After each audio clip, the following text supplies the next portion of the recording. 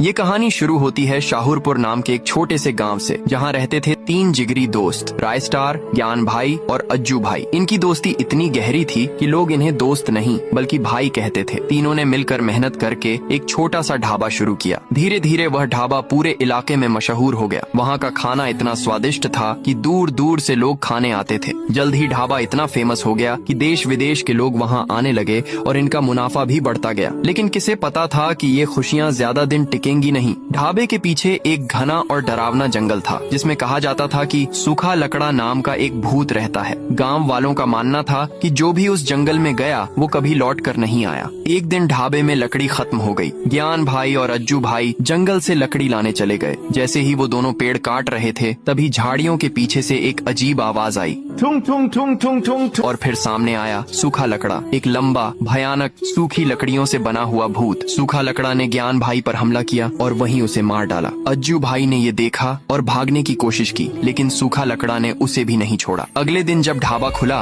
रायस्टार को कहीं भी ज्ञान और अज्जू नहीं मिले। कुछ देर बाद उनकी लाशें ढाबे के एक कमरे में पड़ी मिली। रायस्टार का दिल टूट गया। उसके 2 सबसे अच्छे दोस्त अब नहीं रहे। अब ढाबा अकेले रायस्टार संभाल रहा था। एक रात जब होटल में भीड़ थी, तभी सूखा लकड़ा वहाँ आया और पूरे ढाबे को तहस नहस कर दिया। इसके बाद रायस्टार ने ढाबा बंद कर दिया। लेकिन अब रायस्टार को सिर्फ एक ही चीज चाहिए थी, बदला। वो एक फैक्ट्री में दिन रात मेहनत करने लगा, पैसे इकट्ठा किए और एक जादुई कुल्हाड़ी खरीदी, जिसके बारे में कहा जाता था कि इससे अब तक कोई भी भूत जिंदा नहीं बचा। रायस्टार उस खौफनाक जंगल में गया, जहाँ उसे जगह जगह मरी हुई लाशें दिखीं, लेकिन उसने डर को खुद पर हावी नहीं होने दिया। रायस्टार चिल्लाया, सूखा लकड़ा, अगर हिम्मत है तो सामने आ। तभी की आवाज ठुंग ठुंग ठुंग ठुंग ठुंग ठुंग ठुंग ठुंग आवाज गूंजी और सामने आया वही भूत, लंबा, डरावना, सूखी लकड़ियों से बना हुआ। रायस्टार ने कहा, तूने मेरे भाइयों को मारा, अब तेरा अंत तय है। दोनों के बीच भयानक युद्ध हुआ। अंत में रायस्टार ने जादुई कुल्हाड़ी से सूखा लकड़ा को काट डाला। इसके बाद रायस्टार अपने ढाबे में लौटा। ढाबा फिर से खुला। पहले से भी ज्यादा लोग आने लगे। सब कुछ फिर से ठीक हो गया। लेकिन कहानी यहीं खत्म नहीं होती। एक दिन एक छोटा लकड़ी जैसा बच्चा ढाबे में आया